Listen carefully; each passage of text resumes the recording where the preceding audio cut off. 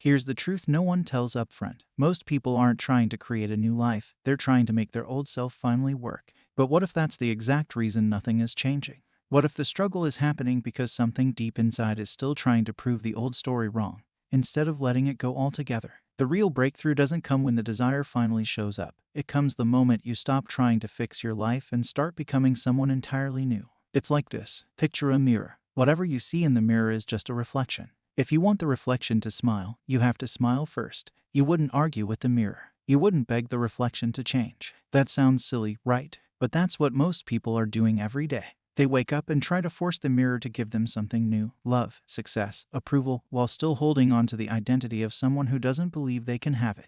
That's why Neville Goddard said you don't attract what you want, you attract what you are. This is the part that flips everything upside down.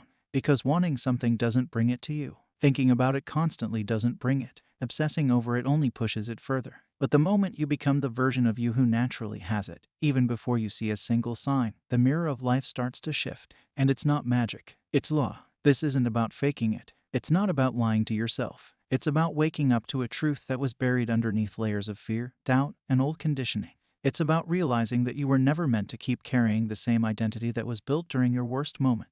You don't need to keep fixing your wounds over and over. At some point, you're allowed to say, I'm done rehearsing pain. I'm done defending the version of me that was built in survival. I'm ready to become someone new. So the question isn't how do you manifest faster? The real question is, who are you being when no one's watching? Because life isn't responding to your words. It's responding to your state. And your state is just another word for self-concept. Not what you want, but who you believe yourself to be right now. That's the key. That's what decides everything. And once you start there, everything else begins to move. Most people spend their entire lives chasing reflections, not realizing they're looking at the result of something, not the cause. They try to fix their relationships, their money, their circumstances, thinking if they just hustle harder or repeat affirmations more, everything will fall into place. But life doesn't change because you're putting in more effort. It changes the moment your internal state changes, the moment you shift who you believe you are. Think about it like standing in front of a mirror with a sad face. No matter how long you stare at the reflection, nothing changes until you change your expression.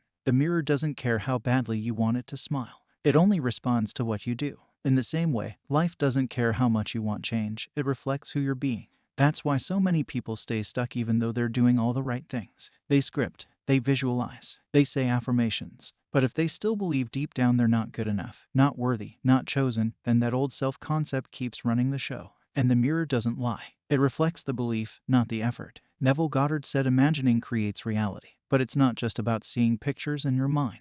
It's about feeling the truth of it, stepping into the version of you who already has what you want. Not pretending, not hoping, but fully identifying with that new state. That version of you doesn't wait. That version doesn't question or chase. That version simply exists. And the world starts to rearrange itself to match. This is where most people get it backwards. They try to do things to become confident, loved, or successful. But in truth, once you decide to be that version, the actions flow naturally. You don't build a new life by forcing results. You build a new life by stepping into a new identity and letting life reflect that back to you in its own time.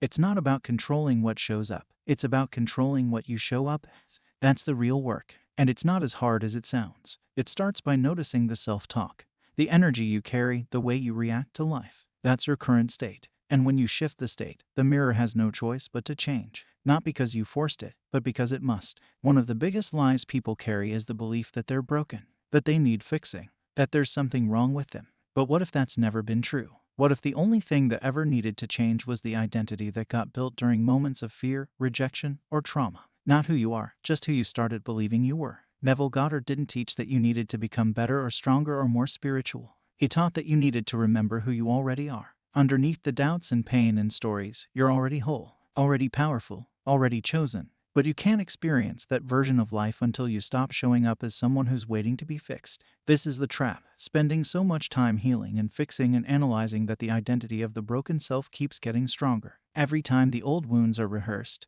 they're reinforced. Every time a fear is fed, the identity built around it becomes more solid. So the mirror reflects that same version back, not as punishment, but as a signal, a message, a reminder that life can't show you anything different until you show up as someone different. And this doesn't mean pretending nothing ever hurt. It means deciding that the pain no longer gets to define who you are. It means being the version of you who can say, yes, I've been through it. but I'm no longer choosing my life from that place. That's where the power begins to return. That's where the shift starts to happen. When you stop using the past as the reason you can't and start using the present as the place where you do. You don't need to earn your worth. You don't need to become perfect. You don't need to force confidence. You just need to stop agreeing with the version of you that was built out of fear. And that starts by becoming aware of how you speak to yourself, how you hold yourself, how you move through the day. These are not small things. They are everything, because they reflect your self-concept. If you want to change your life, change the way you see yourself. Not in theory, in practice, in the quiet moments, in the way you show up to the most basic parts of your life. Because when you shift your self-concept, the world has no choice but to meet you there. That's the real magic. And it's not out there. It's already within you, waiting for you to remember. This is where everything shifts. The moment you stop chasing your desires like they're somewhere out there, and start realizing they only show up when you become someone who naturally lives them. Not someone who wants them. Not someone who begs or hopes, but someone who embodies them effortlessly. Most people are taught to want things, to set goals, to visualize outcomes, but they're not taught how to become the person who lives that reality. That's why it doesn't stick, because the desire was there, but the identity never changed. So even if the thing shows up, it feels temporary, hard to hold, easy to lose, because deep down, the self-concept didn't expand to include it. This is why Neville said you must live from the end. That means you wake up and carry yourself as someone who already has the thing, not because you're faking it, but because you've accepted that version of yourself so deeply, you don't need proof anymore. It's who you are now, and life catches up. It has to. When you live from the end, you don't check for signs. You don't chase. You don't panic when things look the same. You understand that reality is catching up to your new self-concept, and the delay is not denial. It's alignment. It's law. And it always works. But only when you stop choosing your identity based on your circumstances and start choosing it based on your decision. It's not about how long it takes. It's about how deeply you can shift into a new state and refuse to go back. That's the work. And it doesn't require anything outside of you. It just requires your willingness to stop agreeing with the version of you that no longer matches the life you want to live. You can't take that version with you. It doesn't belong in your new reality. And yes, this will feel uncomfortable at first. The old identity won't go quietly. It will try to pull you back. It will whisper stories about how nothing's changing. But if you can hold the new state just a little longer, just a little more consistently, something amazing begins to happen. The world starts to shift, not because you forced it, but because you finally became someone it had no choice but to respond to. Most people think persistence means repeating something over and over again, like saying affirmations 100 times or visualizing every night before bed. But real persistence isn't about repetition. It's about remaining faithful to your new self-concept even when your old world tries to tempt you back into the old one. Remaining steady in who you are becoming, even when nothing around you seems to reflect it yet.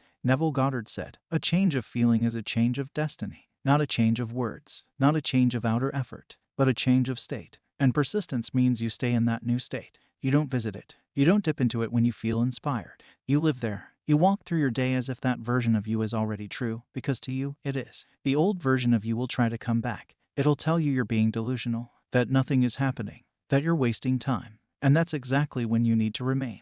Not fight, not resist, just remain. Stay where you've placed your identity. Keep showing up as the version of you who already has it. Calm, grounded, already chosen, already successful, already whole. You're not trying to force anything. You're not doing this to make something appear. You're doing this because it's now who you are. That's what persistence really means. You become so steady in this new identity that the old one has nowhere left to land.